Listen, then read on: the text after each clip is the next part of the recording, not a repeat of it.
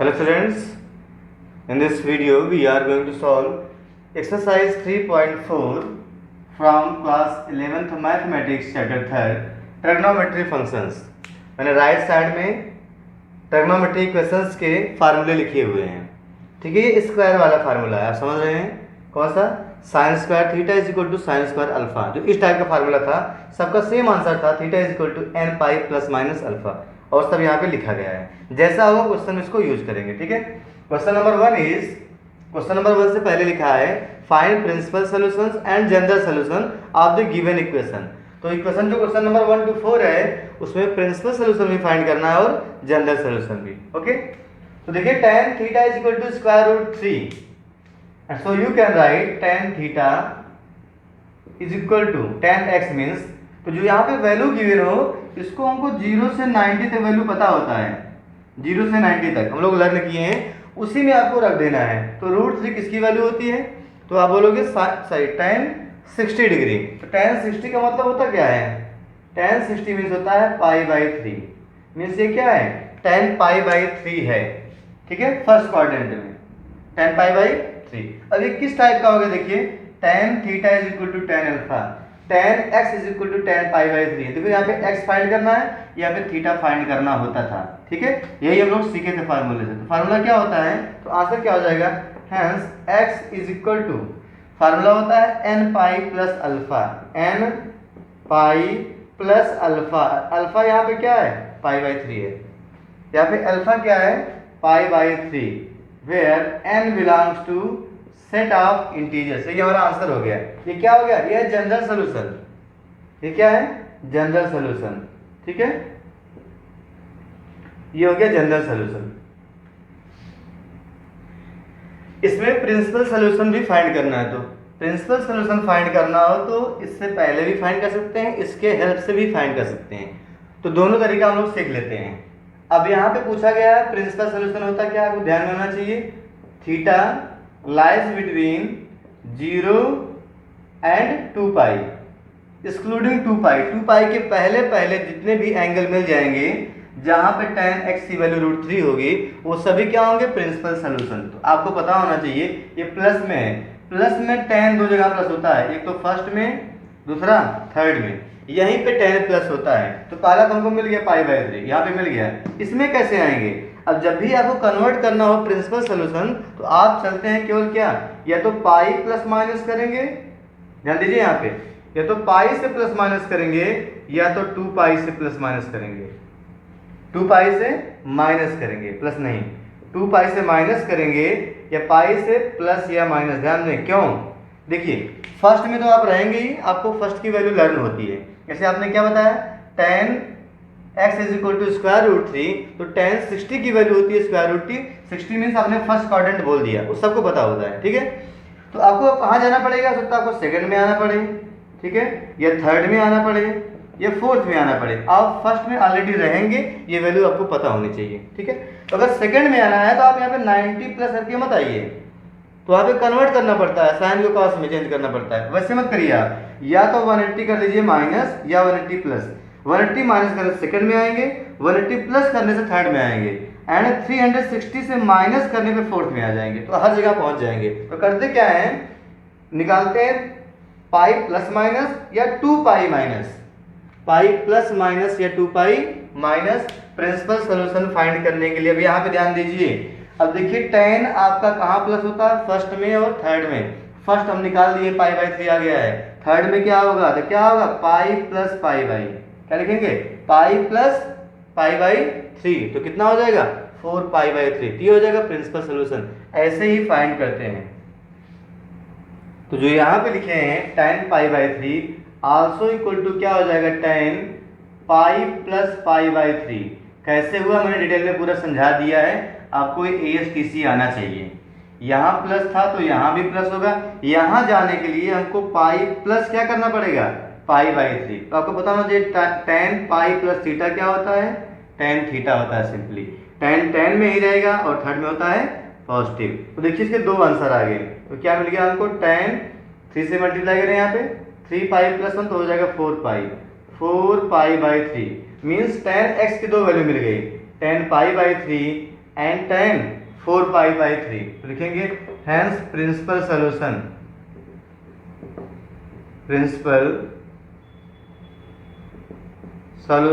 Are the principal solution, ये दो होंगे, दी प्रिंसिपल सॉल्यूशंस आर, एक क्या होगा पाई बाई 3 होगा एंड दूसरा क्या हो जाएगा 4 pi by 3। Principal solutions are pi by 3 and 4 pi by 3, इसी का यूज किए हैं। तो चाहे तो आप पहले निकाल लें प्रिंसिपल सॉल्यूशन, उसके बाद जनरल सॉल्यूशन निकाल लें, ये हो गया ठीक है। अभी हम लोग निकाले जनरल सॉल्यूशन क्या आया था, the general solution, GS means general solution. The general solution is क्या आया था n pi plus pi by 3, क्या आया था n pi plus pi by 3, ये था general solution where n belongs to set of integers, where n belongs to set of integers, principal solution general solution.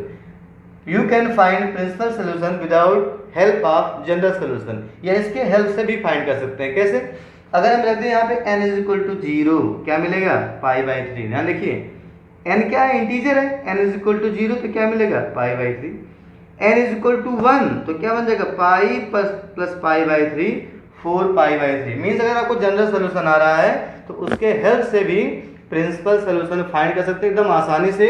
ये आपको ASTC आपको learn नहीं करना पड़ेगा, तो इसको आप नोट कर लें। Now question number 2 is sec x is equal to 2। तो sec में 2 किस एंगल पर आता है, मीन्स cos में 1/2 हो जाएगा, अगर cos करेंगे क्या बन जाएगा 1/2, cos 1/2 होता है cos 60 डिग्री की वैल्यू, cos 60 डिग्री ठीक है 1/2, तो sec में क्या हो जाएगा 2 sec 60 डिग्री मीन्स हो जाएगा sec पाई बाई 3, क्या होगा ये sec pi by 3, cos pi by 3 होता है 1/2, तो sec पाई बाई 3 हो जाएगा 2। देखिए sec हो चाहे cos हो सेम फार्मूला होता है जनरल का। जनरल फाइंड करने से पहले आप विदाउट इसके हेल्प से प्रिंसिपल सॉल्यूशन पहले फाइंड करिए। तो यही करते हैं, पता करते हैं वैल्यू क्या है प्लस है, ये वैल्यू क्या है प्लस में है, तो प्लस में cos देखिए ऊपर नीचे ही होता है, फर्स्ट में होता है प्लस और फोर्थ में होता है प्लस, cos की बात कर रहे हैं ठीक है। तो एक तो हम निकाल चुके पाई बाई 3, दूसरा क्या होगा मैंने कहा अगर फोर्थ में आना तो क्या आएंगे 2 पाई माइनस पाई बाई 3, यहाँ क्या बन जाएगा 2 पाई माइनस पाई बाई 3। अगर यहाँ पे आना है cos को तो 2 pi minus pi by 3, solve कर लो, 3 2 जा 6, 6 माइनस 1 5, मीन्स क्या मिल गया sec pi by 3, very simple sec pi by 3 लिखेंगे। Hence the principal solutions are, hence the principal solution full form लिखेंगे, hence the principal solutions are x is equal to, x तो था यहाँ पे, x is equal to pi by 3 and 5 pi by 3, x is equal to pi by 3 and 5 pi by 3 without the help of finding general solution. बिना general solution find करिए भी आप principal solution find कर सकते हैं इसी के help से, ठीक है। अब फाइंड करना है जनरल सॉल्यूशन, बहुत सिंपल है। तो जनरल सॉल्यूशन फाइंड करते हैं तो लीस्ट एंगल रखते हैं। देखिए यहाँ पे 5 पाई बाई 3 भी करेक्ट है, पाई बाई भी 3 भी करेक्ट है, बट जब जनरल सॉल्यूशन फाइंड करते हैं यहाँ पे लीस्ट वैल्यू पुट करते हैं, ठीक है, लीस्ट वैल्यू। तो क्या हो जाएगा ये, and the general solution GS, the general solution of the equation is x is equal to क्या होता है 2n pi plus minus alpha, यहाँ पे क्या है pi by 3, plus minus alpha means plus minus pi by 3, ये हो गया जनरल सॉल्यूशन। वेयर अगर इसको आप नहीं लिखते हैं तो आपका आंसर गलत हो जाएगा, आपके मार्क्स कट जाएंगे। Where n belongs to set of integers and also we can find principal solution with the help of general solution if we put n is equal to 0, पहले n 0 पुट करेंगे तब क्या मिलेगा plus minus pi by 3, क्या मिलेगा plus minus pi by 3, n is equal to 0, तो हमें minus तो लेना नहीं है, बिकॉज प्रिंसिपल सोल्यूशन किसमें होता है, 0 से 2 पाई के पहले पहले तक। तो क्या हो जाएगा, पाई बाई 3 लिखे लिखे हैं। सेकंड क्या होगा, रखते हैं यहाँ पे 1, तो क्या बन जाएगा 2 पाई, वह रखते हैं क्या बन जाएगा 2 पाई। तो 2 पाई प्लस तो लेंगे नहीं, 2 पाई प्लस होते ही क्या एक रेवोल्यूशन कंप्लीट हो जाएगा, नहीं लेना तो क्या लेंगे 2 pi minus pi by 3। 2 pi minus pi by 3 क्या आ जाएगा 5 पाई बाई 3। यहां से भी आप प्रिंसिपल सोल्यूशन फाइंड कर सकते हैं। तो इसको मैं इस क्वेश्चन में सॉल्व करके दिखा भी दे रहा हूं, ठीक है। We can also find principal solution with the help of general solution as. देखिए यहाँ पे अगर लेंगे यहाँ पे n इज इक्वल टू 0 तो x क्या मिल जाएगा, जनरल सोल्यूशन में मिल जाएगा, ये हो गया 0, 0 प्लस माइनस आ जाएगा pi by 3। Hence x equal to क्या होगा पाई बाई 3। क्यों होगा, क्यों होगा, बिकॉज माइनस पाई बाई 3 क्या है less than 0, since minus pi by is less than 0, जबकि 0 से बराबर या उससे बड़ा होना चाहिए।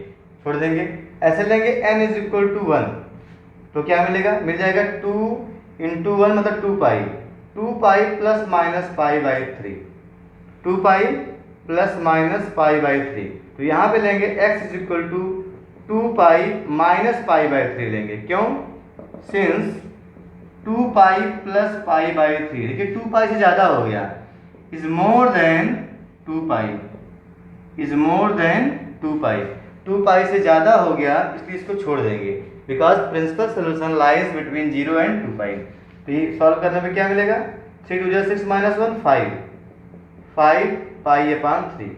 तो यहाँ से भी आप प्रिंसिपल सोल्यूशन फाइंड कर सकते हैं with the help of general solution. देखिए यही आया था पाई बाई 3 एंड 5 पाई बाई 3।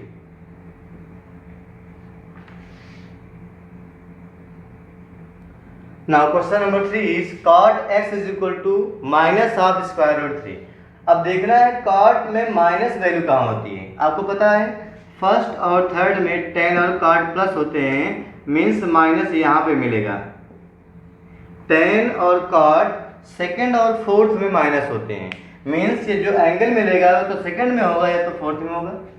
तो सेकंड पहली बात तो ये क्या लिखा है, ये होता है आपका माइनस स्क्वायर रूट 3। 10 में स्क्वायर रूट 3 होता है 60 की वैल्यू, ओके।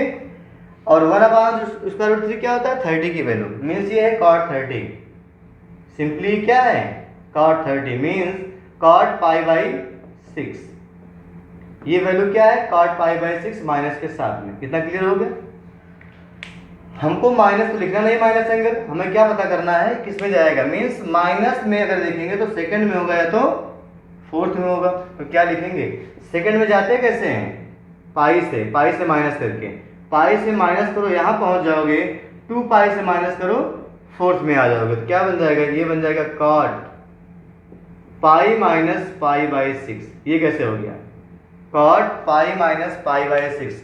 आपको देखना है पहले नेगेटिव साइन है कि पॉजिटिव साइन है, फिर चेक करते हैं नेगेटिव कहाँ कहाँ पाया जाएगा, वो टी रेशियो। जैसे नेगेटिव ये सेकंड में होता है और फोर्थ में होता है। तो ढूंढ लिए एंगल हमारा या तो सेकंड में होगा या तो फोर्थ में होगा। सेकंड में जाएंगे कैसे, पाई से माइनस करके। फोर्थ में कैसे आएंगे, 2 पाई से माइनस करके। बात समझ आ रही है। तो यहाँ पे क्या हो गया, पाई से माइनस कर लिए तो नेगेटिव हो गया। वैसे भी देखिए cot pi minus pi by 6 क्या होता है, नेगेटिव होता है। कैसे, cot तो cot ही रहेगा, पाई पे नो चेंज, बट सेकंड में जाएंगे तो cot होता है नेगेटिव, तो क्या बनेगा माइनस cot पाई बाई 6, यही बन जाएगा। तो बहुत ही आसान तरीका यही होता है, ठीक है ना। साइन देख लो, यहाँ पे लगा लो कहाँ पे जाओगे, उसके बाद साइन हटा दो। यहाँ पे क्या बन गया है cot pi minus pi by 6। ये होता क्या है 6 पाई माइनस पाई, तो हो जाएगा 5 पाई, जो है cot 5 पाई बाई 6। एक तो ये हो गया, लिखेंगे। और दूसरा होता है cot x is equal to again cot pi by 6। हमको फिर यही लाना, तो क्या लिखेंगे, एक तो आंसर आ गया 5 पाई बाई 6। अगर फोर्थ में आना है, फोर्थ में भी cot नेगेटिव होता है, ठीक है। तो नेगेटिव लाने का मतलब 2 पाई से माइनस करना है। इस बार तो लिखेंगे cot 2 pi minus pi by 6, cot 2 pi minus pi by 6। Check कर ले सही है कि नहीं। देखिए 2 पाई पर cot ही रहेगा, बट फोर्थ में cot होता है नेगेटिव, नेगेटिव आ जाएगा, पाई बाई 6 करेक्ट है। सॉल्व कर लो, तो क्या मिल गया यहाँ पे हमको मिल गया कॉट 6 2 जा 12 माइनस 1 तो जाएगा 11 पाई 11 पाई बाई 6। तो ये दो वैल्यूज आई हैं, एक तो 5 पाई बाई 6, एक 11 पाई बाई 6। यही प्रिंसिपल सोल्यूशन है इसका। ओके, लिखेंगे hence the PSR principal solutions are क्या क्या होंगे। एक तो हो जाएगा x is equal to 5 pi by 6, दूसरा हो जाएगा 11 pi by 6, 5 pi by 6 and 11 pi by 6। ये हो गया प्रिंसिपल सॉल्यूशन। ओके, अब जनरल सॉल्यूशन फाइंड करना सीधा एकदम आसान होता है, सीधे फार्मूला कौन सा है, कॉट का केस है। कॉट यहाँ पे मिनिमम वैल्यू दोनों में से कौन सी वैल्यू लेते हैं, लीस्ट वैल्यू, तो ये वाली कम है। ठीक है, देखिए यहाँ लिखा है थीटा इज इक्वल टू होता है n पाई प्लस अल्फा, मैं ऊपर लिख रहा हूँ and look here and the general solution is x is equal to, देखिए tan वाला केस है ये कॉट का, तो होता है थीटा मीन्स हो जाएगा n pi plus alpha, alpha यहाँ पे क्या लेंगे 5 पाई बाई 6, लीस्ट लेते हैं, छोटा एंगल लेते हैं, ये हो गया x is equal to n pi plus 5 by pi by 6 where n belongs to set of integers. ये हो गया जनरल सॉल्यूशन, प्रिंसिपल सॉल्यूशन। इसके हेल्प से भी इसको निकाल सकते हैं, चेक कर ले तुरंत। रखेंगे 0 क्या मिलेगा 5 पाई बाई 6, रखेंगे 1 तो क्या बन जाएगा ये पाई plus 5 pi by 6, 6 pi plus 5 pi 11 pi by 6। तो इसके हेल्प से भी आप फाइंड कर सकते हैं। अगर आपको ये डिफिकल्ट लग रहा है ऐसे फाइंड करना तो सीधा इसका यूज कर लीजिए। ठीक है, ये हो गया आंसर, नोट कर ले। Now question number 4 is cosec x is equal to -2। तो पहली बात साइन और cosec कहाँ पे माइनस होते हैं, आपको पता होता है साइन और cosec फर्स्ट सेकंड में प्लस होते हैं, तो माइनस कहाँ पे होंगे, थर्ड में माइनस होंगे और फोर्थ में होंगे। मीन्स जो एंगल मिलेगा वो थर्ड क्वाड्रेंट का होगा या फोर्थ क्वाड्रेंट का होगा, दो एंगल मिलने वाले हैं। अब cosec 2 की वैल्यू क्या होती है, भाई माइनस भूल जाओ। अब cosec 2 की वैल्यू क्या होती है, cosec 2 फर्स्ट क्वाड्रेंट में हम लोग वैल्यू पहले सोचते हैं। ठीक है, तो cosec 2 की वैल्यू क्या हो सकती है, साइन 1/2 किस में होता है, साइन 1/2 होता है साइन पाई बाई 6, साइन 30 पर, साइन 30 पे होता है 1/2, तो cosec 30 क्या हो जाएगा 2। मीन्स ये है cosec पाई बाई 6, क्या लिखा था ये minus of cosec pi by 6। ठीक है, अब पाई बाई 6 को किसमें लेके आना है, थर्ड में, थर्ड में नेगेटिव होता है तभी नेगेटिव आएगा। तो पाई बाई 6 अगर यहाँ पे आना तो क्या करेंगे, पाई में प्लस करेंगे पाई बाई 6, पाई में प्लस करेंगे पाई बाई 6 तो थर्ड में आ जाएंगे। फोर्थ में आना है तो 2 पाई से माइनस करेंगे, क्योंकि 2 पाई होता है, 2 पाई से माइनस करेंगे तो फोर्थ में आएंगे। मीन्स पाई में प्लस करना है इसको, पाई में प्लस करेंगे तो क्या आ जाएगा cosec 7 pi, cosec 7 pi by 6, एक तो ये हो जाएगा, और cosec x is equal to क्या हो जाएगा cosec 2 pi minus pi by 6, 2 pi minus pi by 6। Third में आना है तो पाई प्लस, फोर्थ में आना है तो 2 पाई माइनस, यही कर दीजिए। तो क्या बन जाएगा cosec 6 2 जा 12 माइनस 1 तो 11 हो जाएगा, 11 pi by 6, 7 pi by 6 and 11 pi by 6 लिखेंगे। Hence the principal solutions are, hence the principal solutions are x is equal to 7 pi by 6 and 11 pi by 6। Hence x is equal to 7 pi by 6 and 11 pi by 6। अब इसका क्या होगा general solution, DGS general solution is क्या होगा x is equal to, case कौन सा है sign या cosec का, तो होता है क्या थीटा इज इक्वल टू होता है n pi, theta is equal to n pi, लिखेंगे यहाँ पे n pi plus -1 raise to the power n alpha. तो लीस्ट वैल्यू रखते हैं, जो कम वैल्यू है वो कौन सी है 7 पाई बाई 6, क्या हो जाएगा 7 pi by 6 into 7 pi by 6। लिखेंगे where n belongs to set of integers, जरूर नोट कर लेंगे इसको, where n belongs to set of integers. ये हो गया जनरल सोल्यूशन। बट यहाँ पे ध्यान दे, जरूरी नहीं कि जो आपने आंसर दिया है वही आपके बुक में आंसर हो। क्यों और कैसे, मैं इसको भी दिखा रहा हूँ। देखिए मैंने अभी कहा था कि यहाँ पे लीस्ट वैल्यू लेते हैं, अल्फा की लीस्ट वैल्यू, यहाँ पे क्या था 7π/6। अब यहाँ पे ध्यान दें, जब हम लोग सॉल्व किए तो माइनस में आया था, इसको लिख सकते हैं हम लोग कॉसेक -π/6। आपको पता है, ठीक है, कि क्या होता है cosec theta is equal to होता है, सॉरी यहाँ पे माइनस थीटा होता है cosec of minus theta. Means अगर माइनस बाहर है, साइन हो, कॉस हो, टेन हो, कॉट हो, तो अंदर भी माइनस कर सकते हो। इतना मेरे कहने का मतलब था। इसका मतलब हो गया, इसको आप लिख सकते हो माइनस में π/6 कॉसेक, तब भी आपका करेक्ट है।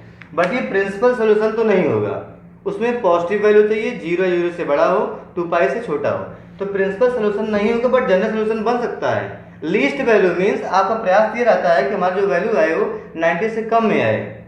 ठीक है, हम क्या कर सकते हैं, यहाँ पे ये वैल्यू पुट कर सकते हैं, क्या लिख सकते हैं जनरल सोल्यूशन के लिए, क्या लिख सकते हैं, x is equal to n π plus -1 raise to the power n alpha. जहाँ पे अल्फा है वहाँ पे क्या आएगा -π/6, ऐसे भी लिख सकते हो, करेक्ट आंसर है। ओके, तो बहुत इंपॉर्टेंट पॉइंट मैं बता रहा हूँ आपको। मीन्स जरूरी यही नहीं कि आप जो सेकंड क्वाड्रेंट में आ रहा है, थर्ड में आ रहा है, उसी में से लिस्ट उठा के यहाँ पे रखो, नहीं, आप स्टार्टिंग में नेगेटिव करके भी रख सकते हो इसको। तो नेगेटिव करने से आपको ये मिल जाएगा। और साथ साथ ध्यान दें, इसको और इम्प्रूव करें, चाहे तो -1 की पावर n यहाँ पर है, -1 यहाँ पे, इसमें एक पावर ऐड हो सकती है, चाहे तो लिख सकते हैं n π प्लस -1 की पावर n+1 इंटू π/6। ये आंसर भी करेक्ट है। n+1 कैसे हो गया, यहाँ था -1 एक था, यहाँ -1 कितने हैं, n है, तो -1 की पावर n+1, तो ये भी आपका एक आंसर हो गया। ये भी आंसर करेक्ट है, ये भी करेक्ट है, यहाँ भी करेक्ट है। इसको मैं और इम्प्रूव कर सकता हूँ, क्या, x इज इक्वल टू जो माइनस यहाँ था मैं यहाँ मल्टीप्लाई कर दूँ तो बन जाएगा माइनस, तो बन जाएगा n π -1 की पावर n इंटू π/6 इंटू π/6। देखिए ये हो गया। तो आप चार तरीके से आंसर कर सकते हैं, या तो आप पहले लीस्ट पॉजिटिव वैल्यू रख दें, लीस्ट पॉजिटिव वैल्यू किसमें, जनरल सोल्यूशन के लिए, तब भी आपका करेक्ट है। सबसे सिंपलेस्ट वे ये है। या आप जो यहाँ पे माइनस में था एंगल, माइनस को अंदर इंटर कर दें, ठीक है, अंदर से क्या बन जाएगा -π/6, तो -π/6 उठा के यहाँ पे रख दो, तो ये भी आपका आंसर करेक्ट है।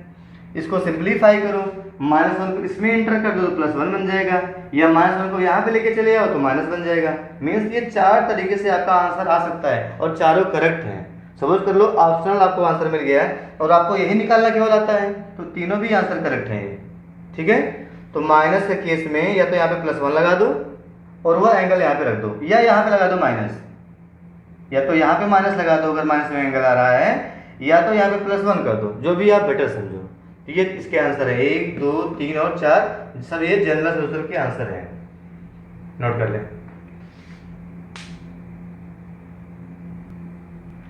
Now question number 5 to question number 9 is solve the following equations and find the general solution. केवल जनरल सोल्यूशन फाइंड करना है क्वेश्चन नंबर 5 to 9 में। Okay, question number 5 is cos 4x is equal to cos 2x। एक cos theta is equal to cos alpha type का नहीं है। देखिए यहाँ पे अगर आप देखेंगे तो सिंपली ये क्या लिखेगा, ये 4x इक्वल टू क्या बन जाएगा 2x, यहाँ से x क्या हो जाएगा कैंसिल। मीन्स सॉल्व ऐसे नहीं होने वाला है। सॉल्व कैसे होगा, सिंपली आपको उसको फैक्टराइजेशन करना पड़ेगा ट्रांसपोज करके, जैसे हम लोग बेसिक सीखे थे। इसकी वैल्यू कैसे फाइंड किए थे वैसे यहाँ पे फाइंड करना है। ओके, उसी का यूज करना है। तो cos 4x is equal to कितना है cos 2x। So transposing cos 2x on the left hand side, cos 4x minus cos 2x is equal to 0। अब इसको सॉल्व करना है, जैसे हम लोग इसको सॉल्व किए थे ये आंसर लाने में। तो क्या यूज करेंगे यहाँ पे, cos c minus cos d क्या होता है -2 sin c प्लस d/2। देखिए क्या होगा 4x प्लस 2x 6x/2, मैं एक बार लिख दे रहा हूँ, 4x + 2x/2 इंटू साइन, दोनों साइन ही होता है, c - d, 4x - 2x/2 = 0 -2। अब यहाँ पे क्या बन जाएगा, इंटू साइन 4 + 2 6/2 हो जाएगा 3, sine 3x into 4 - 2 2/2 1 into sine x = 0।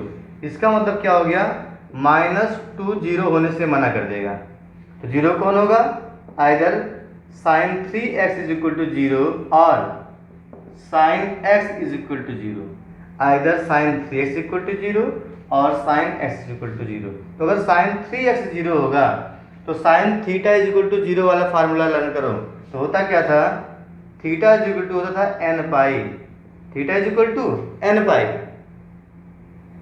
ये थीटा है = 0, theta = n pi, where n belongs to natural number, sorry integers. और यहाँ पे क्या होगा, और साइन थीटा सिंपली यहाँ पे क्या बन जाएगा, x = मिल जाएगा आपको n पाई, x = n पाई, तो यहाँ से क्या आ जाएगा, x = n पाई/3, और यहाँ पे क्या हो गया, x = n पाई। तो यहाँ पे और का मतलब होता है union, hence the general solution is x = n पाई/3 और n पाई, चाहे तो n पाई/3 होगा या n पाई होगा, ये हो गया जनरल सोल्यूशन। जो कि मोस्ट इंपॉर्टेंट है, n belongs to set of integers, इसको नहीं लिखते हैं तो आपको यहाँ पे n क्या है डिफाइंड नहीं होगा। Now question number 6 is cos 3x + cos x - cos 2x = 0। हम लोग कर क्या रहे हैं इस टाइप के क्वेश्चन में, जो भी ये एक्सप्रेशन गिवन है यहाँ पे अलग अलग टर्म है, इसको फैक्टर के फॉर्म में कन्वर्ट कर रहे हैं और फैक्टर्स को अलग अलग जीरो दिखा करके वहाँ से x की वैल्यू फाइंड कर लेते हैं। यही यहाँ पे करना है, फैक्टराइज करना है। तो आपको पता है सम को अगर फैक्टर बनाना है तो साइन c + d/2 वाला cos c + d/2 sine c + sin d, यही सब फार्मूला यूज करते हैं। देखिए यहाँ पे 3 है, यहाँ पे x है, यहाँ पे 2 है, इन दोनों को साथ में ले लिया हमें 2 मिल सकता है, 3 + 1 4/2 2 मिल सकता है, ठीक है। तो इसी को साथ में लेके चलते हैं। यहाँ अप्लाई करने वाले हैं cos c + cos d, cos c + cos d, तो क्या होता है, ये होता है 2 cos c + d/2, तो 3 + 1 4/2 मिल जाएगा 2x into cos c - d/2, 3 - 1 2 2/2 हो जाएगा 1 minus cos 2x = 0। Okay, now look, cos 2x दोनों में कॉमन है, तो फाइनली क्या मिल जाएगा, cos 2x कॉमन, तो ब्रैकेट में मिलेगा 2 × cos x - 1, 2 × cos x - 1, ये वैल्यू हो गई। cos 2x की वैल्यू cos के फॉर्म में आप रख सकते हैं, cos 2x की वैल्यू, इसका मतलब क्या हो गया, अगर दो फैक्टर हो गया, या तो ये 0 या तो ये 0, यहाँ से भी आप सॉल्व कर सकते हैं, ठीक है। इसका मतलब क्या होगा, this implies either cos 2x = 0 और या तो ये 0 होगा, 2 cos x - 1 = 0 होगा। तो cos 2x = 0 मतलब हो गया cos थीटा = 0। तो cos थीटा अगर 0 है तो होता है वो ऑड π/2, मतलब स्टार्टिंग का सोचिए आप, मैंने यहाँ पे लिखा नहीं है, क्या होता है odd π/2 means 2n + 1 π/2 where n belongs to set of integers. यहाँ से क्या हो जाएगा, हेंस 2x = हो जाएगा 2n + 1 π/2, 2n + 1 π/2, ओके।